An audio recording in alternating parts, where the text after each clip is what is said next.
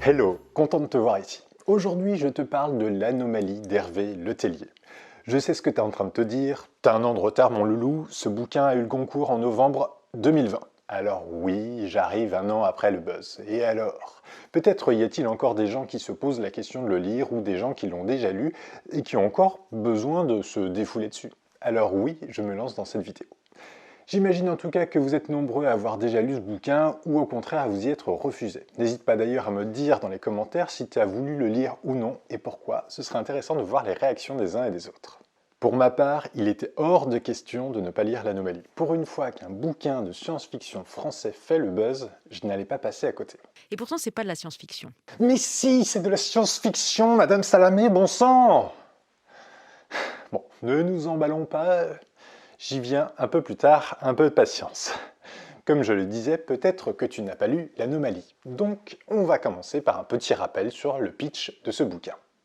Il a été publié en août 2020 et se déroule entre mars et juin 2021, donc dans ce qui correspondait alors à un futur proche. Hervé Letellier a d'ailleurs misé sur la réélection de Trump, petit loupé, mais c'est accessoire dans ce roman. Hervé Letellier imagine qu'un même avion, avec les mêmes passagers, le même numéro de vol Paris-New York, se pose deux fois. Une première fois en mars 2021 et une seconde fois en juin 2021. Alors, minute. Je ne suis pas en train de te dire que les mêmes passagers se sont amusés à remonter tous dans le même avion pour faire une farce au pilote. La blague coûterait un peu cher et demanderait pas mal de coordination.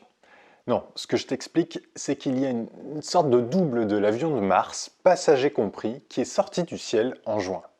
Comment un tel phénomène est-il possible? Le roman pose évidemment la question. Mais surtout, ce phénomène est un prétexte pour mettre en scène des situations folles à l'échelle de l'individu. Letellier nous invite ainsi à suivre notamment 8 passagers de ce vol, pilote compris, et à les confronter à leur double. Il s'est posé en mars à New York, puis exactement le même vol s'est posé en juin à New York, avec les mêmes personnages donc. Et pourtant, c'est pas de la science-fiction. Alors c'est pas je récuse souvent ce terme-là parce que ça donne l'impression que ça se passe, dans un futur lointain. Or ça se passe tout de suite, c'est maintenant. En D'ailleurs j'ai 2021. j'ai donné tous les ingrédients pour qu'on puisse penser que c'est maintenant. C'est un livre, c'est quoi? On peut pas le classer. C'est d'ailleurs, vous voulez pas qu'on le classe, hein? Je C'est à la veux fois pas un qu'on le polar, classe. un livre d'amour, un livre Ouais. de science-fiction, c'est un livre d'anticipation. Alors j'essaie de le moi je propose, une définition qui est une définition qui n'existe pas en littérature, qui est une expérience de pensée. C'est-à-dire de dire, voilà, je vous propose une option possible pour réfléchir à plusieurs choses, et puis faites-en ce que vous voulez. Je l'écris de manière romanesque, j'en fais un roman avec beaucoup de personnages, et à partir de cette idée de base, enfin ces deux idées de base qu'on peut un peu expliciter, qui est l'idée de la confrontation au double et l'idée d'un monde dans lequel nous vivons qui ne serait pas tout à fait un monde réel, qu'est-ce que vous en faites individuellement pour concevoir votre rapport au monde et votre rapport à vous? Alors oui, je suis agacé. Mais bien sûr que l'Anomalie est un roman de science-fiction.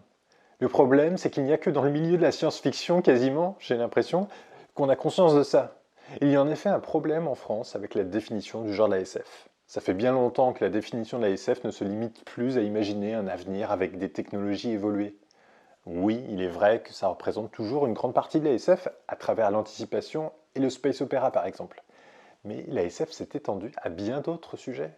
Maurice Renard, auteur entre autres de textes de science-fiction, écrivait déjà en 1928 à propos des récits de science-fiction qu'il s'agissait de romans d'hypothèse. Il parle, je cite, de romans qui, prenant pour point de départ une supposition judicieusement choisie, soyons fous, imaginons un avion qui se poserait deux fois, examine les conséquences qui en découleraient selon la logique. Theodore Sturgeon parlait quant à lui de littérature du si. Avec cette définition, on est typiquement dans l'anomalie. J'ai presque envie de dire à Monsieur Letellier qu'en parlant d'expérience de pensée, il vient quasiment de définir la science-fiction. Alors, la science-fiction pâtit sans doute de l'historique de son nom. Le mot science induit trop les gens en erreur. Mais surtout, la science-fiction pâtit du conservatisme de notre société. Si l'élite littéraire et tout ce beau monde qui décerne des prix conservateurs lisait de la science-fiction, on n'en serait pas là. Ce qui me désole, c'est que même les dictionnaires ne sont pas à jour. Regardez-moi la définition de la SF par Robert. Genre littéraire et artistique qui décrit un état futur du monde en extrapolant les données de la science ou de la technologie. Pire, le dico indique en synonyme anticipation. Mais regardez, l'internaute fait pire. Roman dont l'action se situe dans un futur éloigné et dans lequel la science et la technologie sont un ingrédient majeur. Futur éloigné, oh mon Dieu! Bon, je ne vais pas vous faire tous les dicos, mais sachez que le Larousse, étonnamment, relève le niveau parlant de genre littéraire et cinématographique qui inventent des mondes, des sociétés et des êtres situés dans des espaces-temps fictifs, souvent futurs, impliquant des sciences, des technologies et des situations radicalement différentes. Eh bien voilà, cette définition me plaît déjà plus car elle laisse la possibilité à des présents et des passés alternatifs qui constituent quand même une grande part de la SF. Quand je m'agace sur ce sujet, car oui, je m'agace souvent sur ce sujet, on me rétorque parfois que ces histoires de définition n'ont pas d'importance. Mais si, elles en ont. Car elles ont des conséquences sur ce qui est produit en littérature. L'élite du milieu littéraire français, qui est clairement conservatrice en France, ne s'abaisse pas à lire de la SF. Et comme cette même élite ne maîtrise pas la définition du genre de la science-fiction, elle ne se rend donc pas compte du type de texte qu'elle laisse de côté. Si bien que de temps à autre, ce beau monde écrit des textes de SF sans le savoir. Là où un auteur ancré dans le milieu de la SF s'inscrit dans l'histoire littéraire du genre quand il produit un bouquin.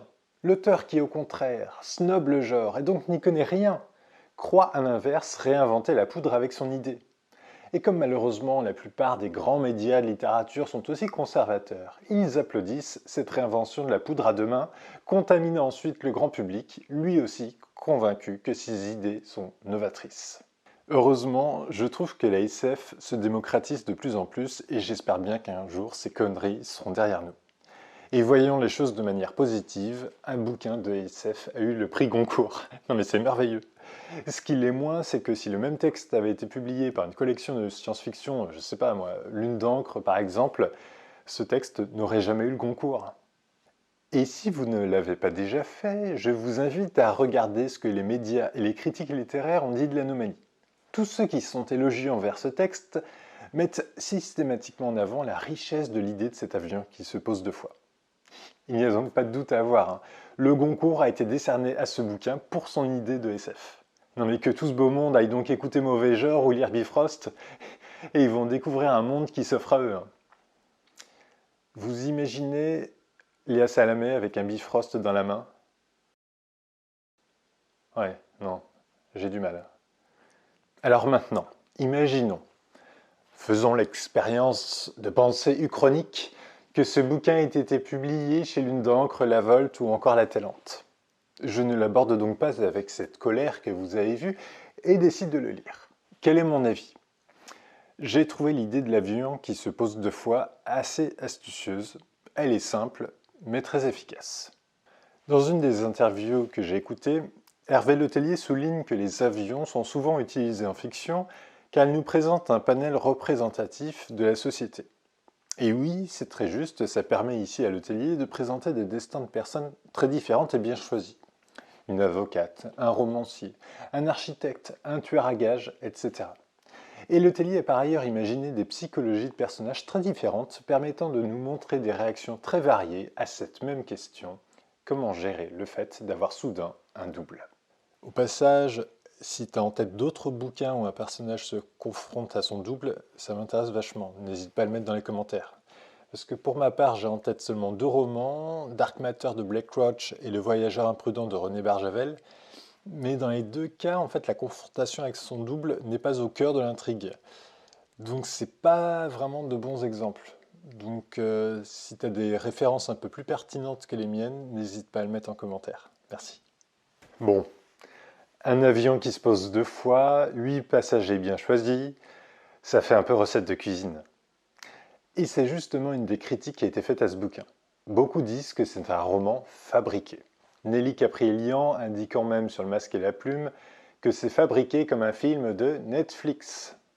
En fait, je suis assez d'accord avec ce constat. Mais pour ma part, je ne trouve pas ça gênant du tout. Oui, il a composé une recette avant de se lancer. Mais ça fonctionne bien. et c'est tout ce qui m'intéresse. Je reproche juste à Letellier de ne pas être allé plus loin dans son expérience de pensée. Il fait se rencontrer des doubles, mais arrête presque l'expérience au moment où ça aurait pu devenir intéressant.